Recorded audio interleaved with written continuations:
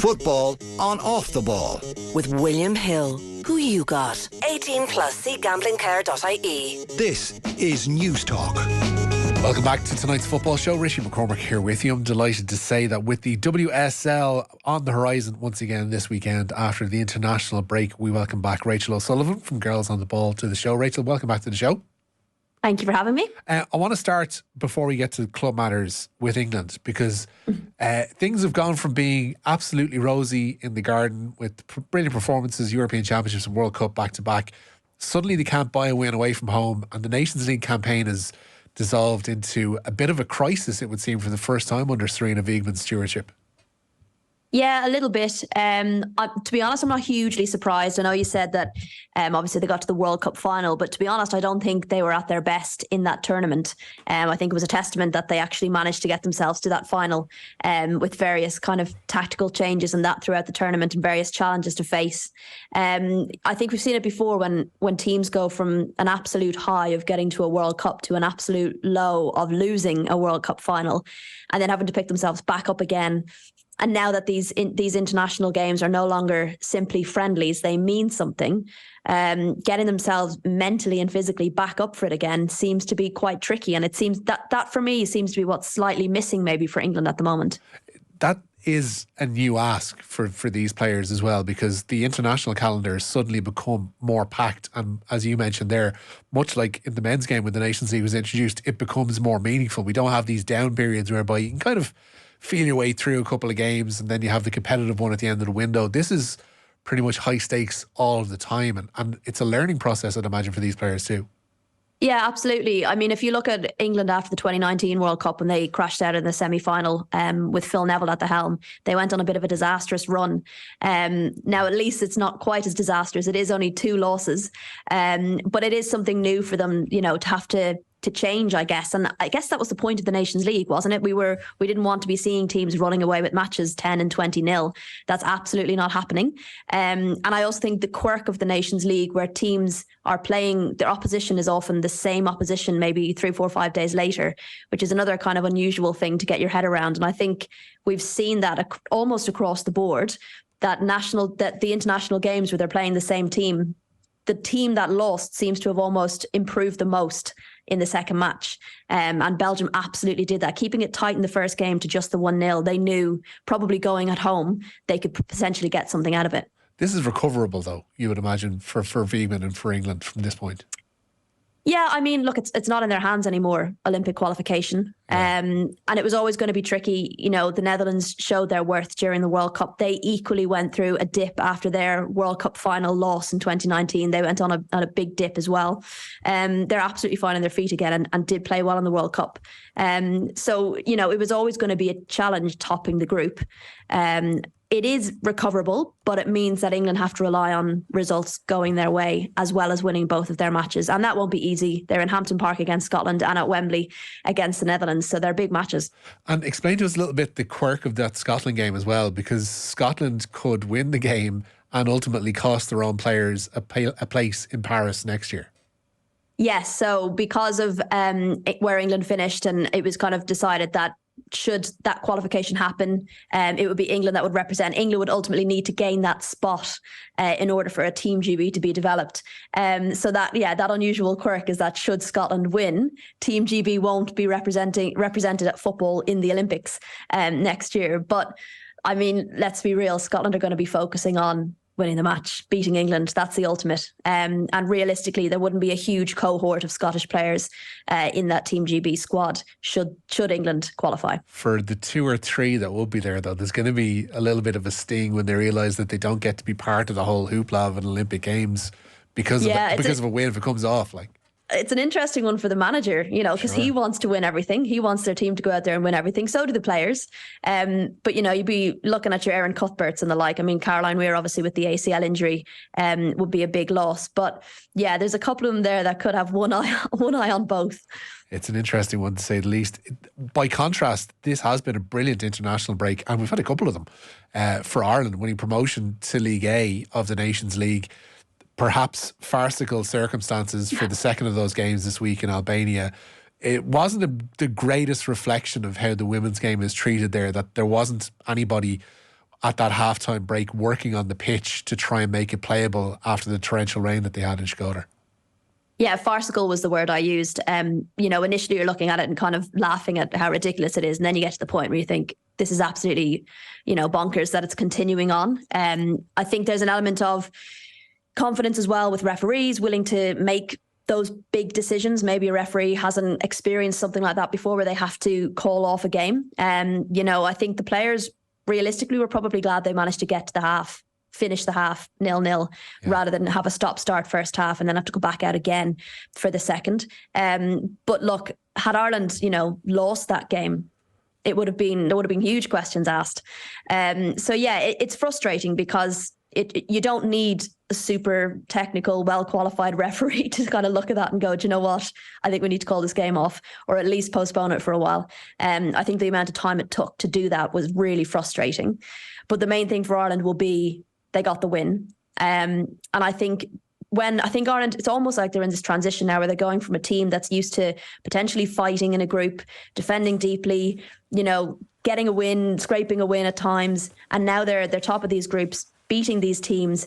They need to gain experience in certain situations. And look, not many people are going to have played a game like that, but they've played a game where the win wasn't guaranteed. They were going out there, should be winning that game comfortably, and suddenly they're up against it. So I think coming out of that game with the win and winning it the way that they did is another kind of notch of experience for them. And they're gaining a huge amount of that during this international window. And as you mentioned, and kind of touched upon there, we're going to learn a lot about the differences between League A and League B by virtue of Ireland going up and rubbing shoulders with the Englands, the Germanys, the Netherlands of this world, because there is a chasm still there. I guess that was evidenced not only with Ireland, but with other teams throughout the World Cup too. It's going to be a tough ask, and they will be back to that sensation of holding tight and trying to get something from a game and keeping it close as best as they can with an hour gone on the clock. And that's going to be another big ask of that team and of the manager, whoever that might be, to come in.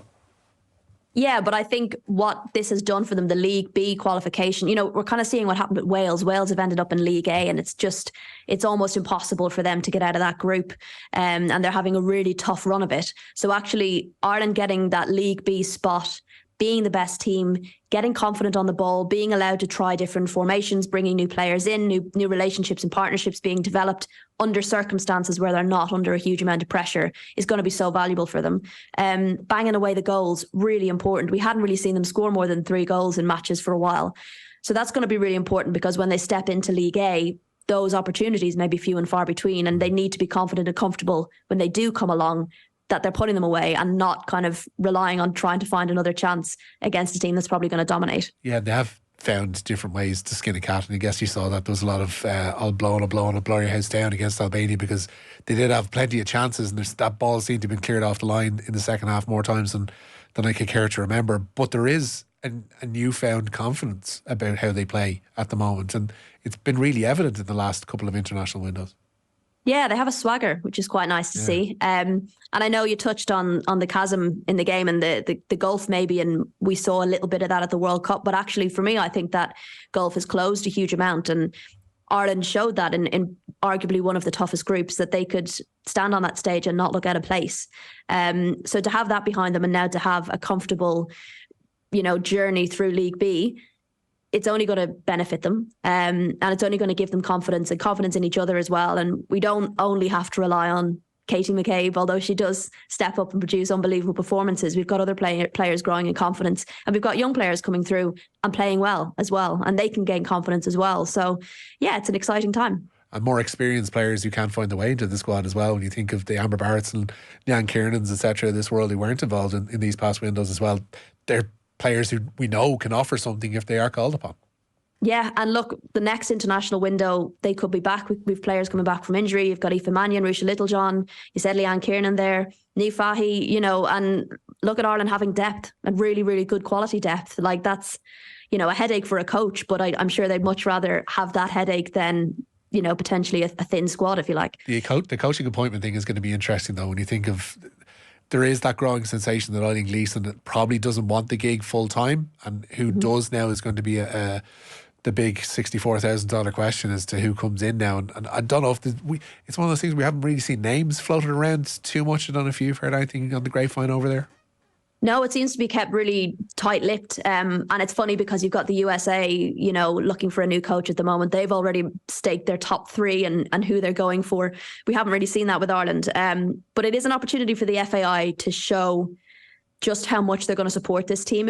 They could really stake a claim if they bring in a really experienced coach, an experienced coach on the international stage, a coach potentially who's won something before. I know that's not necessarily an easy find, but that in itself would give the team even more confidence if they see the federation saying, right, we really believe in this squad. We want you to carry on qualifying for major tournaments. So we're going to get someone in who knows just how to do that. Just not perhaps Phil Neville. Probably. Well, look, he got to a major tournament. We'll give him that. That's true enough. We do have a really significant card of WSL games coming up this weekend. Particularly, you look at that clash of Arsenal and Manchester City at lunchtime on Sunday. Has the potential to be huge because City have started the season well and Arsenal stumbled in their first couple of games but have finally gotten some traction before the latest international break. Arsenal have been funny because I think along the way, these first few games, when they managed to get that draw at Manchester United, you thought, okay, this is it. They've found the spark. They've found it. They've clicked. They're going to carry on now and play the way we expect them to play. And then, scraping a win against Villa with those last minute goals, only 2-0 against Bristol. I mean, to be fair, they did play well. Bristol defended well, but Arsenal did create chances. So it's been a bit stop-start. You're kind of waiting for them to find their rhythm. And I guess they would have maybe liked to have found that rhythm before they play Manchester City. It will be interesting, though, because coming off the back of an international break, there's so many players that have been involved across the last couple of weeks. And you look at someone like Alex Greenwood at Manchester City, who I highly, highly doubt is going to play, given she was knocked out in the game and taken off in a stretcher. She'll be a big loss. They've got the quality, but the leadership she brings is quite important to that team. So that will be interesting. They've the likes of Alana Kennedy, plays for Australia, Arsenal the same. They've 3 Australians in the team who've been starting for them. Kyra Cooney-Cross may be coming off the bench, but, there's another few players who maybe won't be starting. So something for the managers to now have to contend with, given it's such a big fixture. How do you see that one going? Realistically, I think Manchester City should win it. But, I looked at the way Leicester set up against them and they are vulnerable as well. But equally, you look at Arsenal creating 28 odd chances against teams and not even half of them on target. So they aren't being clinical either. So it makes for an exciting game, I guess. But realistically, Manchester City should be able to edge it. Yeah. Spurs have impressed a lot of people actually at their start of the season too, haven't they? Yeah, the new manager has brought in a new lease of life into that team. They're so exciting to watch. And I'll be honest, I probably didn't say that a lot about Spurs in seasons gone. He loves attacking football. He's not the kind of manager to sit back and defend. I've been blown away by the amount of chances they're creating regularly at every game, up into double figures on a regular occasion. They had 15 chances against Chelsea, 11 of which were on target in the first game of the season. That's the highest amount of shots I think Chelsea had faced on target in a number of years, and to be coming from Spurs. So they've really surprised people. I think the way they kind of took apart Aston Villa said a lot as well. And of course, Martha Thomas is having the time of her life there, bagging so many goals and getting player of the month, Barclays Player of the Month, and Beth England is still coming back from injury. So I feel like there's more to come from them, which is very exciting.